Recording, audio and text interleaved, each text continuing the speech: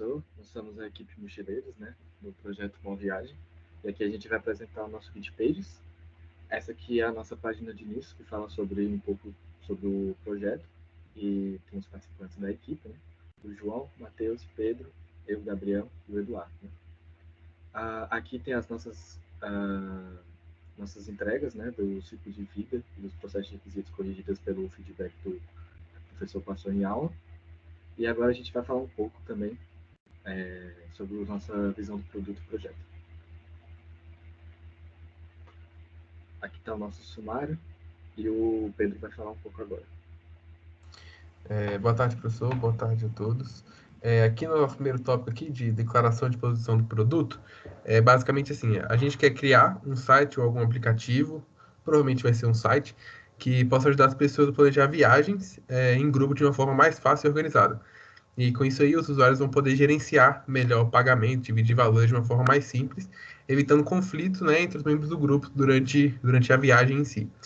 Então, nosso produto, a ideia é a gente ter uma interface mais fácil de usar para facilitar, né, deixar essa experiência um pouquinho melhor, um pouquinho mais agradável. Aí, pode descer um pouco aí, por favor? Aí aqui a gente tem nossa tabela, né? A tabelinha de pergunta e resposta. Então, por que isso, né? Então, são opções para viagem, para famílias e viajantes em grupo. Para quem? Para quem busca uma solução mais fácil e organizada. O nome do produto vai ser Uma Viagem. Permite planejamento de viagem, tudo isso. Pode descer mais um pouquinho, por favor? Em objetivos do produto. Nosso objetivo principal é criar uma plataforma online para planejamento de viagens em grupo, que seja fácil de usar e ajude os usuários a gerenciar tudo em um lugar só. Então, voo, reserva de hotel, itinerário, tudo isso a gente pode colocar em um espaço só. A gente quer permitir também que usuários possam convidar outras pessoas para participar do planejamento de viagem e gerenciar as informações de forma transparente. Então é isso, a gente poder juntar tudo em um só lugar e todo mundo ter acesso a essa informação. Também, a gente também quer tornar esse processo mais simples, evitando conflito entre os membros, né, como já foi dito. Em resumo, nosso produto é uma solução completa para planejamento de viagens em grupo. Desce mais um pouquinho, por favor. Aí aqui a gente tem as tecnologias que a gente vai utilizar. Então, como vai ser predominantemente web, então provavelmente um JavaScript, um TypeScript, React, Node, um banco de dados e alguma hospedagem, né? E é isso. E aí o mobile aqui embaixo também, que não está decidido ainda se vai ser ou não. E aí agora vamos para a visão do projeto.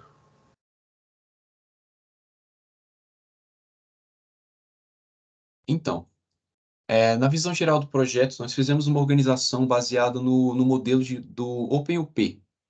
O motivo dessa escolha e mais detalhes vão ser explicados mais em breve, mas fazendo um resumo, o OpenUP ele tem 4 fases, e essas 4 fases nós escolhemos justamente por se encaixar bem com como funciona a dinâmica da matéria, e também pelo fato de que o nosso projeto não está muito bem definido na cabeça dos nossos stakeholders. Então, recolher requisitos desse projeto vai demorar mais do que o normal. Então, nós decidimos fazer uma abordagem com as fases de uma forma mais tradicional, mas o OpenUP ainda é flexível o suficiente para permitir que nós utilizássemos algumas coisas da Ágil. Então, foi uma escolha que nós utilizamos pensando nisso. A diferença do nosso OpenUP é que, em vez de casos de uso, nós vamos utilizar User Stories. Mas explicando mais sobre como vai funcionar a organização. Nós temos 6 papéis nesse nosso projeto. Eles não necessariamente são feitos por uma pessoa só, mas a gente fez uma organização da seguinte maneira. O arquiteto, ele vai conduzir o design técnico do sistema. Basicamente, ele vai criar a arquitetura do nosso sistema, baseado nos requisitos. Ficou eu, Eduardo, como responsável, eu como participante, mas com certeza os outros membros também vão participar nessa escolha da arquitetura, né? Como gerente do projeto, com o objetivo de conduzir o time, fazer a avaliação de riscos, liderar as reuniões, garantir que o projeto cumpra a necessidade dos stakeholders. Ficou o Pedro, ele é o único gerente do projeto.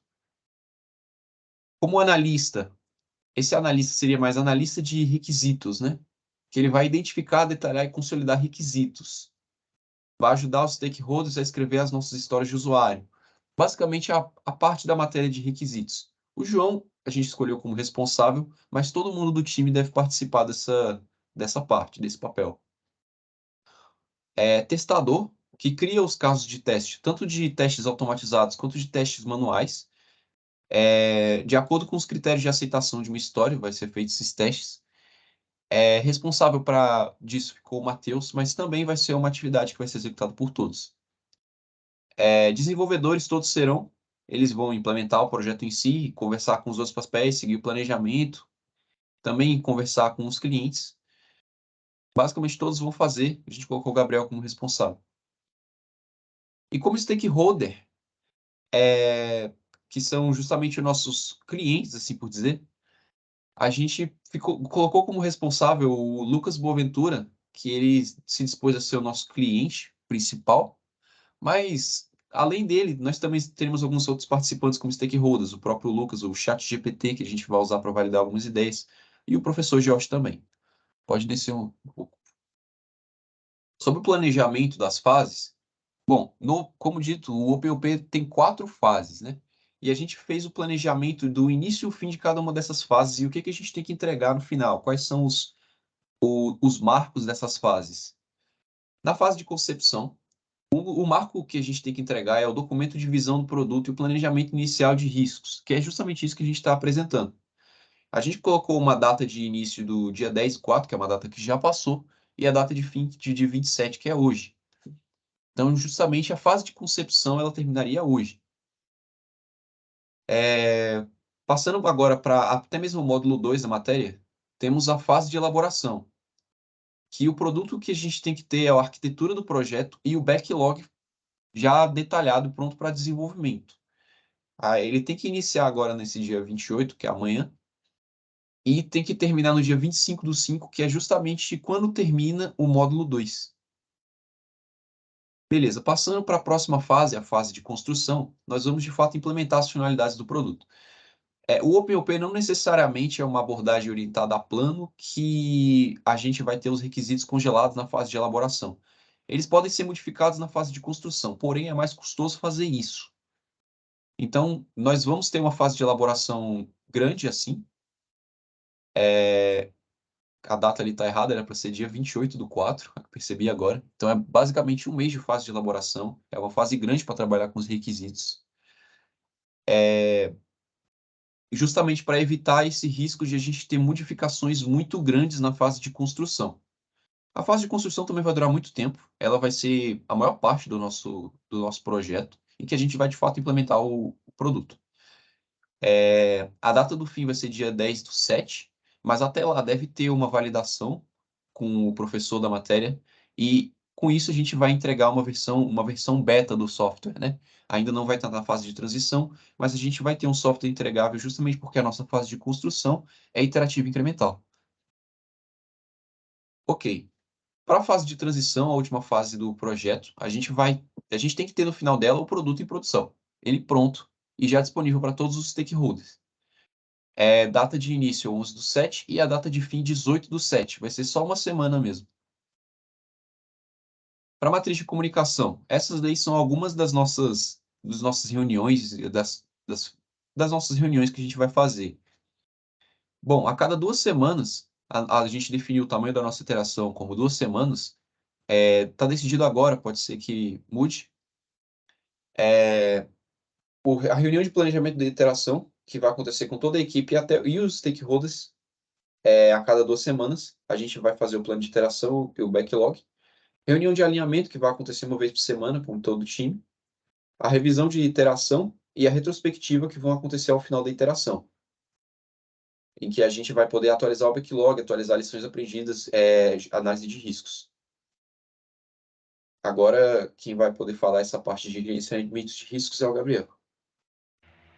Bom, falando rapidamente sobre o gerenciamento de riscos, como o nosso projeto não envolve custo relacionado a dinheiro, né, a gente tentou elicitar alguns pontos que pode gerar risco para o nosso projeto, que é o trocamento de membros de alguns dos membros do projeto, modificações muito grandes no escopo, a equipe não conseguiu cumprir os prazos ou algum imprevisto diverso, como doença ou algo do tipo.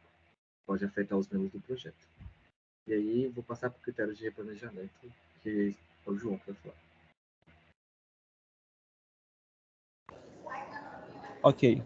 Alguns dos critérios de replanejamento do nosso projeto são não cumprimento dos prazos, caso o prazo fique muito apertado, o escopo muito grande, a alteração grave de requisitos durante a fase de elaboração, que a gente vai tentar mudar a parte do escopo para conseguir bater a meta, e a saída de membros da equipe, caso eles tranquem a matéria.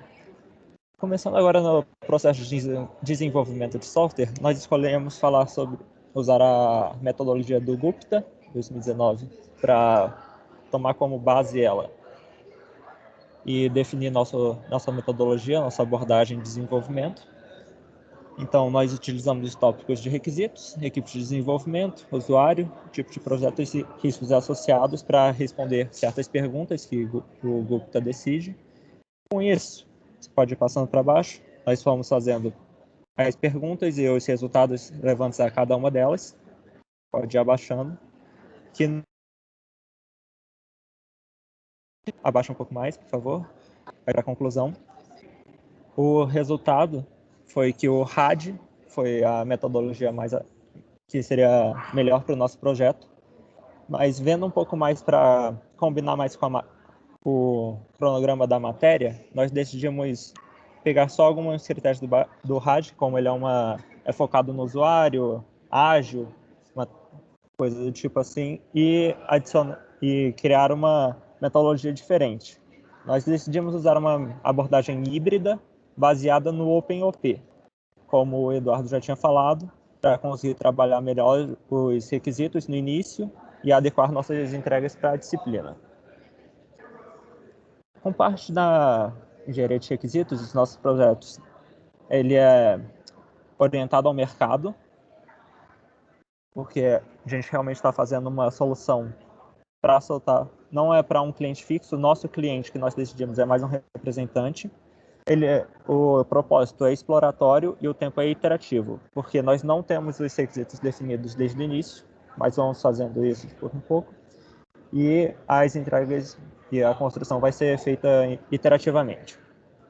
Embaixo ali, nós linkamos as atividades de requisitos, as 6, como definidas pelo professor, em um diagrama com as 4 fases do OpenOP.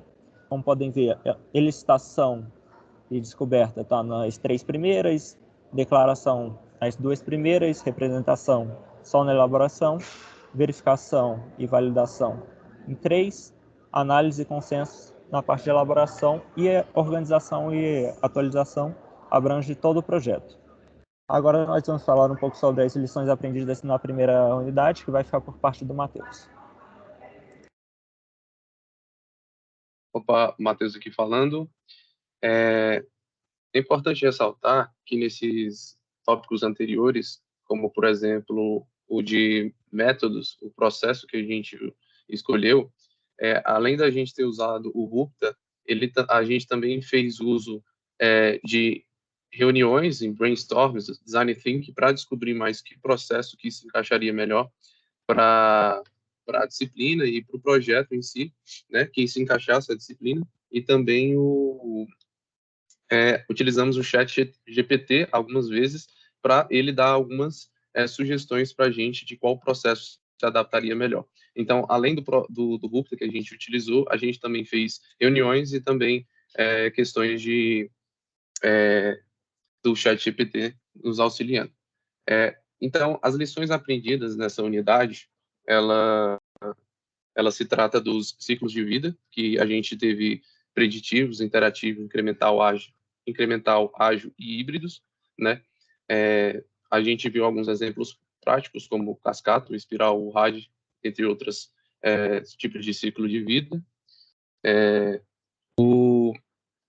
Além disso, a gente viu também um pouco sobre a introdução, que a importância dessa introdução dos ciclos de vidas do processo de engenharia de software para a introdução do processo de engenharia de requisitos, que é o que a gente foi mostrado anteriormente.